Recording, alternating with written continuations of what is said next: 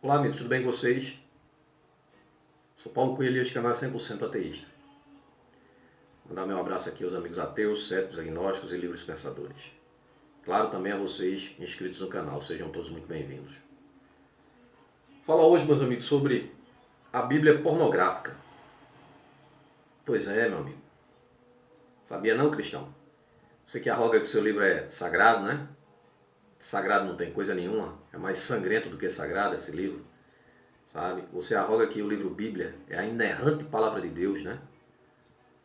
Um livro repleto de fantasias, alegorias, erros, absurdos científicos, intolerância e milhares de contradições. Sabe? Se tivesse apenas um erro, já deixaria de ser divino. Tá entendendo, crente? De divindade não tem coisa nenhuma, até porque nós sabemos, né, quem escreveu esse livro, né? Novo Testamento, lá compilado nos concílios de Nicéia, né, onde o Constantino, ateu, morreu ateu, criou o mito Jesus, plagiado de outros deuses, né, para unificar o reino dele. Só para isso. O Império Romano, né, que hoje chama-se cristianismo. É o Império Romano.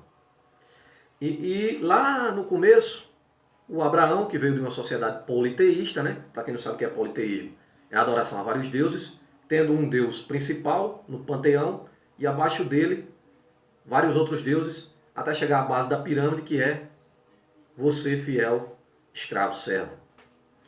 Então, pessoal, a Bíblia, como falei, né, é pleta de toda essa fantasia e tudo mais. Também tem incesto, pedofilia, estupro, homicídios, genocídios, misoginia, racismo, xenofobia, muita mentira e barbaridade. Tudo isso está contido dentro do livro Bíblia, tá? Sem contar as fantasias como cobra que fala, machado que voa, peixe que engole gente, árvore que fala, homem que ressuscita, águia que fala, árvore que fala, jumento que fala, homem que anda sobre as águas, zumbis que andam sobre a terra, dragão de 7 cabeças, unicórnios. Né? Não fala em dinossauros, mas fala em unicórnios. Sabe? 9 vezes. E também tem lá, dizendo que coelho é ruminante e morcego é ave. Além de que condena, o próprio livro Bíblia condena a zoofilia, no entanto, a mãe de Deus, para os cristãos, né? A virgem que era casada, sabe? A Virgem Maria, ela deu cria de um pombo, que era seu próprio pai, né? Que nasceu ele da própria filha, que é ele mesmo, o filhote de pombo, Jesus. Que coisa, né? Mas essa é a Bíblia. E a Bíblia também contém pornografia. Por isso, além de todas tudo que eu falei aqui, atrocidades e tudo mais, jamais deveria estar na mão de uma criança, né? Ou ser lida para uma criança. No entanto, querem implantar, né, nas escolas. Como que você vai pregar textos como esse que eu vou mostrar aqui para uma criança? Não vai, né, cristão? Tu vai, né, pastor, padre? Na realidade, vocês vão esconder, né? Vão contar as partezinhas bonitinhas, como Salmo 91, né? Né? Que coisa. Vou mostrar aqui, né? Quero falar antes, que falo mais aqui do cristianismo e do livro Bíblia, porque vive em um país de grande maioria essencialmente cristã, infelizmente, né? Que se diz laico, mas na realidade é uma teocracia, tá? É tanto que temos aí um presidente que se elegeu dizendo Deus acima de todos, né? Como que Deus pode estar acima de todos? Ele pode estar acima de todos religiosos, mas não acima de ateu, porque ateu não acredita em ilusão, tá? Então não tem ilusão acima de mim, não. Tá ok? Então vamos lá. A Bíblia é pornográfica. Cânticos, capítulo 2. Abra aí, cristão. Abra aí. Cânticos, capítulo 2. E entenda comigo que você é meio difícil de raciocínio. Eu sou a rosa de Saron, o lírio dos vales. Esse nome aqui é bem usado aqui em casa de velório, né? Rosa de Saron. Eu sou a rosa de Saron, o lírio dos vales. Qual o lírio entre os espinhos, tal é o meu amor entre as filhas. Qual a macieira entre as árvores do bosque, tal é o meu amor, tal é o meu amado entre os filhos. Desejo muito a sombra e debaixo dela me assento. E o seu membro é doce ao meu paladar. Se isso aqui é um texto que você vai ler para uma criança, você deve dizer à criança, tá, crente, que a macieira é uma macieira mesmo. E que o membro que ele cita aqui, né, que é doce ao paladar, É o galho da macieira, tá? Embora que a criança deva perguntar depois, né? Ou então, a criança pode até tentar querer experimentar o galho, né, dessa macieira para ver se é doce mesmo. Você sabe muito bem do que esse texto aqui está falando, não sabe, cristão? Gênesis capítulo 2, versículo 24. Por razão, o homem deixará pai e mãe e se unirá à sua mulher, e eles se tornarão uma só carne. Tá? Vamos lá. Provérbios capítulo 5, versículo 19. 18 e 19. Sejam benditos a sua fonte, alegra-se com a sua esposa da sua juventude, gazela amorosa, rosa graciosa, corça graciosa, aliás, que os seios da tua esposa sempre fartem de prazer e sempre sempre o embriaguem os carinhos dela. Viu aí? Isso aqui parece mais com o quê? Com cena de quê? Vou ler de novo para tu, crente, para tu entender. Sejam benditos a sua fonte, alegres com a esposa da sua juventude, gazela amorosa, corça graciosa. Que os seios de sua esposa sempre fartem de prazer e sempre o embriaguem os carinhos dela. Os seios da tua esposa sempre fartem de prazer. Pornografia não tem, crente? Vamos lá, Coríntios capítulo 1, 1 Coríntios, tá? Capítulo 7, versículos 3 e 4. O marido deve cumprir os seus deveres conjugais para com sua esposa, e da mesma forma sua esposa para com seu marido. A mulher não tem autoridade sobre o seu próprio corpo, mas sim o marido. Da mesma forma, o marido não tem autoridade sobre o seu próprio corpo, mas sim a mulher. Então aqui ele dá a entender de que a pessoa aqui, o marido e a mulher, né, um está subjugado ao outro, né? Aqui não depende da vontade dos dois, não. Aqui, pelo que eu entendo aqui, um tem direito sobre o corpo do outro. Tá entendendo? 1 Coríntios capítulo 7, versículo 9. Mas se não consegue controlar-se, deve casar-se, pois é melhor casar-se do que ficar ardendo em desejo. Né? Então aqui ele manda casar-se, né? Porque é melhor ficar ardendo, casar-se do que ficar ardendo em desejos. Né? Veja só, ele manda casar do que ficar ardendo em desejo. Né? Só que para você casar, você tem que ter desejo. Entendeu? Mas ele vai condenar aqui o desejo, vou lhe mostrar. 1 Coríntios capítulo 7, versículo 1. Ora, quanto às coisas que me escreves, bom seria que o homem não tocasse em mulher. É bem estranho isso, essa questão aqui, pessoal. Que ele diz que não tocasse em mulher, né? Pois bem. Só que ele diz em Gênesis capítulo 1, isso lá no começo é tanto que ele fez Eva, né? Fez Eva, né, para o homem não ficar só, para ter uma mulher.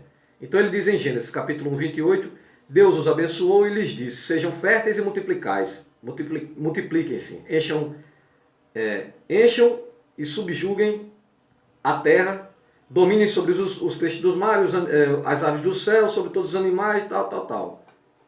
E tudo que se mova sobre a terra. Só que ele diz aqui, ó, em 1 Coríntios, ora, quanto às coisas que escrevo, bom seria que o homem não tocasse em mulher. Como é que ele diz aqui em Coríntios? Que o homem não toque em mulher se, desde o começo, ele próprio criou Eva, né, para o Adão, segundo a mitologia bíblica, e aqui ele próprio diz que crescei-vos e multiplicai-vos, né, que é o que diz o texto aqui, para se multiplicar. Mas aí você vê como é uma contradição já, né? Mateus capítulo 5, 28. Mas eu digo, qualquer que olhar para uma mulher e desejá-la, já cometeu adultério com ela em seu coração. Veja só. Repito aquela mesma coisa, né? Aqui ele diz que aquele que olhar para uma mulher e desejá-la, cometeu adultério. O Deus bíblico não sabe, né? Mas ele entra em contradição, porque é aquilo que ele disse, crescei-vos e multiplicai-vos, né? Lá em Gênesis, lá no começo, ele manda.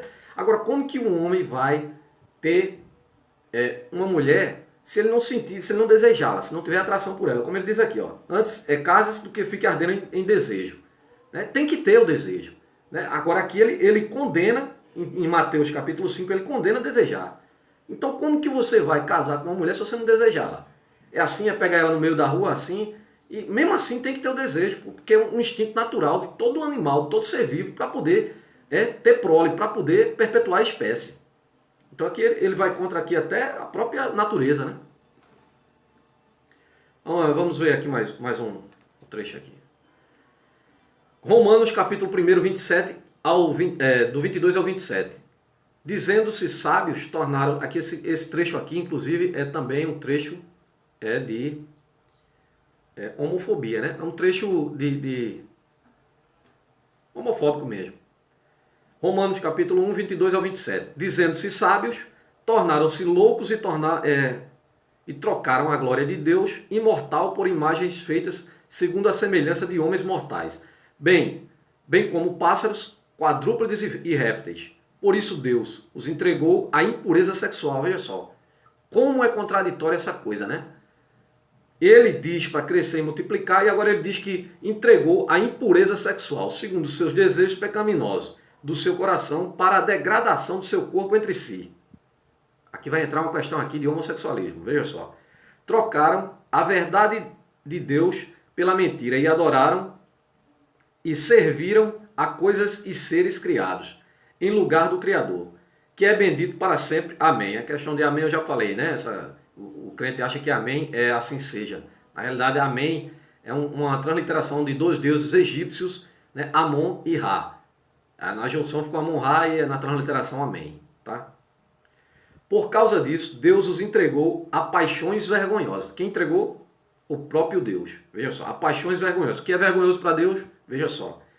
Até suas mulheres trocaram suas relações sexuais naturais por outras contrárias à natureza. O que é contrário aqui às mulheres à natureza? Mulher com mulher. Veja isso aqui, ó. Da mesma forma, os homens também abandonaram. Da mesma forma, os homens também abandonaram as relações naturais com mulheres e se inflamaram de paixões uns pelos outros. Viu? Começaram a cometer atos indecentes, homens com homens, e receberam entre si mesmos o castigo merecido pela sua perversão, que é condenado pelo próprio Deus, né? Lá em Levítico, que é a morte e apedrejamento, e o seu sangue será sobre eles. Né? Agora uma outra. 1 Samuel capítulo 18. E sucedeu que, abandonando ele de falar com Saul, a alma de Jonatas se ligou com a alma de Davi, e Jonatas o amou como a sua própria alma. E Saul naquele dia o tomou e não permitiu que fosse para a casa de seu pai. E Jonatas e Davi fizeram aliança, porque Jonatas o amava como a sua própria alma. E Jonatas se despojou da capa que trazia sobre si e deu a Davi, como também as suas vestes, até a sua espada e o seu arco, e até o seu cinto. Continuando aqui, ainda em Davi, 1 Samuel capítulo 20, 41 diz: E indo-se o moço, levantou-se Davi ao lado sul, e lançou-se sobre o seu rosto em terra, e inclinou-se 3 vezes, e beijaram-se um ao outro, e choraram juntos. Mas Davi chorou muito mais. Esse é o Davi adorado aí, né? Que era casado com a filha de Saul, né? A Mical casou com a filha de Saul, né? Inclusive pegou lá uns prepúcios, que o Deus bíblico adora prepúcio, que é a pele do pênis humano, que é a fimose, né? O rei Saul pediu 100, ele levou 200 para ele. Matou 200 filisteus e levou a pele do prepúcio. Sabe? 2 Samuel capítulo 1, 26. Angustiado, isso aqui ainda o rei Davi.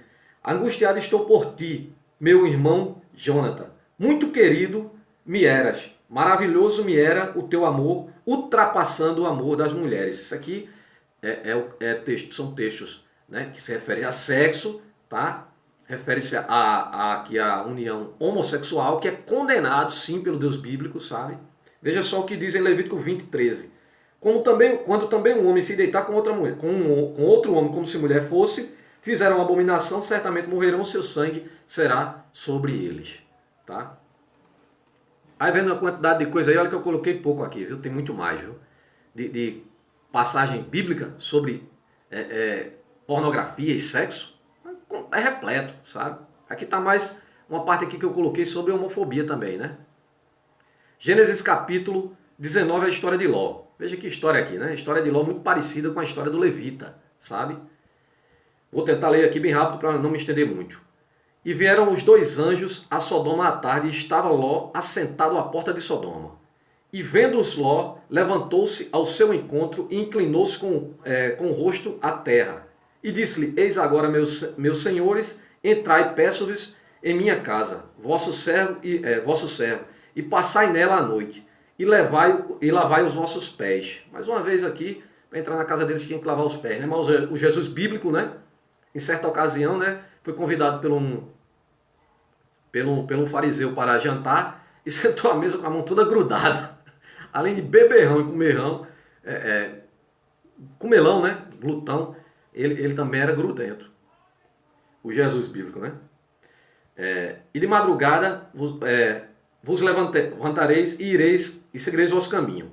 E eles disseram, não antes passaremos a noite na rua. Então, melhor ainda, né, que não passaremos a noite na rua. Os dois anjos, né? Agora, uma coisa interessante nesse texto aqui, né? Vê que fala anjos e depois fala homens. Você vai prestar atenção.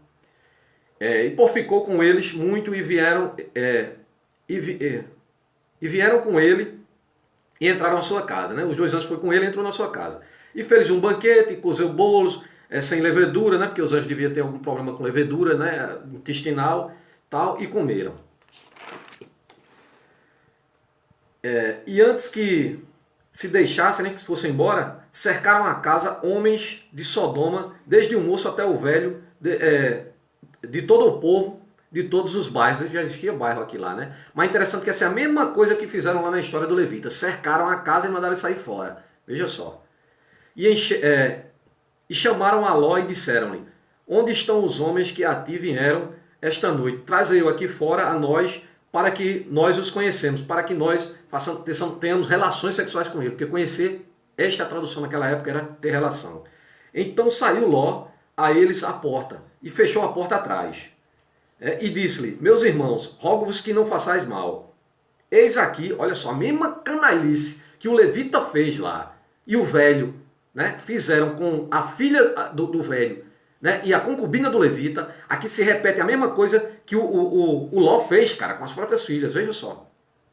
Eis aqui duas filhas tenho, que ainda não conheceram homens. Fora vos trarei elas aqui fora, e fareis dela o que bem entender aos vossos olhos.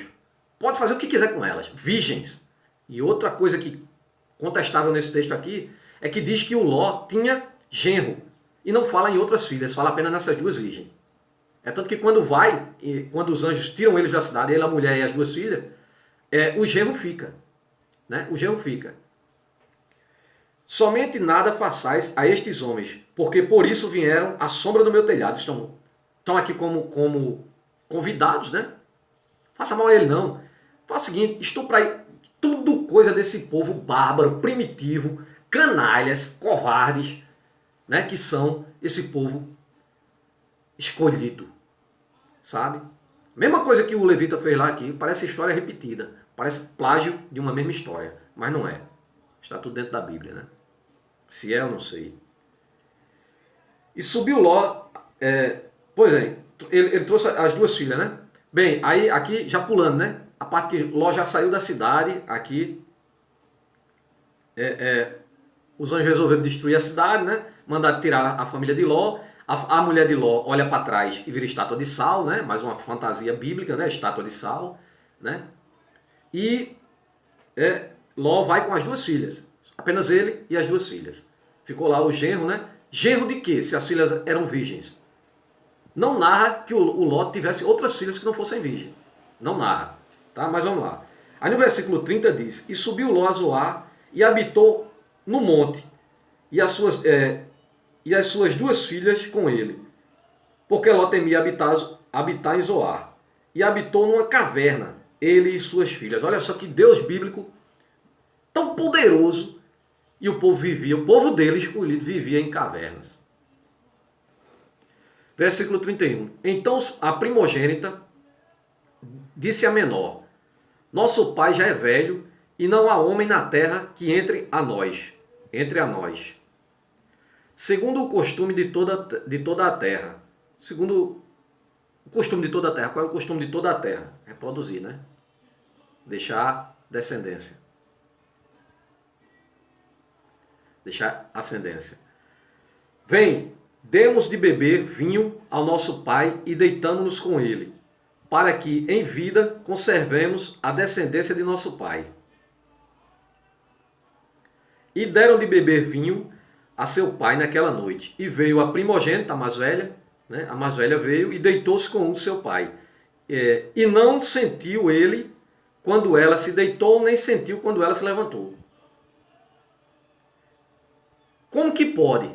Então como é que essa moça, essa mulher agora engravidou? Se ela não sentiu, como que ele não sentiu?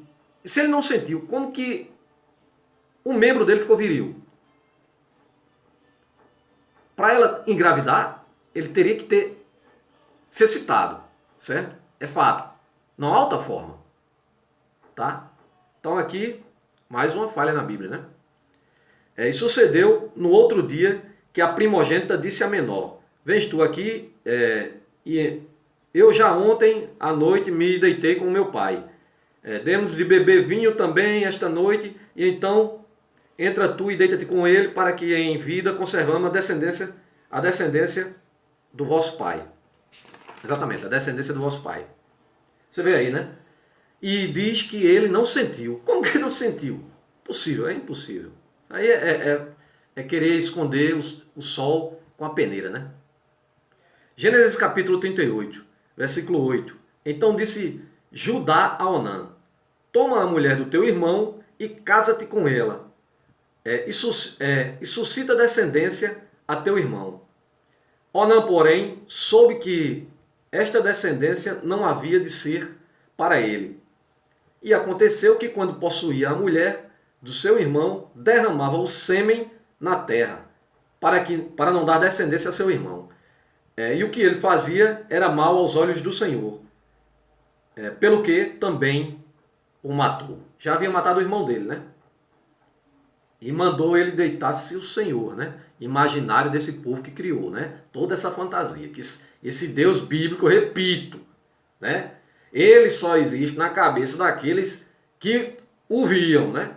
Quem era que o via? O Abraão, o Moisés, né? O Jesus bíblico, quando se recolhe para falar com um Deus bíblico também, né? Fala com o suposto diabo e tal, ali é tudo coisa da cabeça deles. Os seres humanos em si jamais veem esse Deus. Querem implantar, forçar, querer que eles acreditem na força. E eles acreditam, sabe? Acreditam. Só que na hora da dor, na hora da doença, corre para o hospital. Mesmo porque a casa do pai pode estar fechada, né? E o pai dormindo, né? Como é de praxe. Meus amigos, eu vou te contar, é muita fantasia, sabe? Esse povo é muito iludido. Não é só esse Deus bíblico, não. Agora o Deus dos semitas são os piores que tem, sabe? As religiões semitas são as mais terríveis, bárbaras que tem. Se você pegar lá as histórias lá, é só de matança, sangue. Aí vem o crente dizer que Deus é amor. Deus é amor, teu juízo, rapaz. Coisa nenhuma, você é um pobre coitado iludido, rapaz. Todas as religiões, sabe? Para você que não sabe, você diz que seu Deus é único. Existem bilhões de deuses. Só na Índia, no hinduísmo, 330 milhões em uma religião. E teu Deusinho cristão é o mais novinho. O Cristo, principalmente, o Jesus bíblico, principalmente, criado por um ateu. Que piada. O símbolo da tua religião, sabe o que é? Um símbolo de tortura, uma cruz. Um homem pendurado numa cruz que se transforma num zumbi, porque ressuscita. E depois, para comemorar, né, a nova aliança, bebe o sangue e come a carne. Vampiro e canibal. Que coisa é a religião, hein? Ficando por aqui, meus amigos.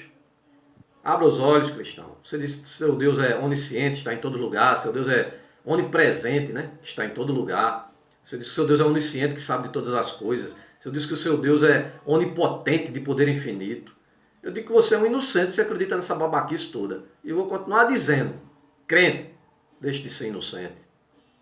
Sou ateu com muito orgulho. Forte abraço, meus amigos.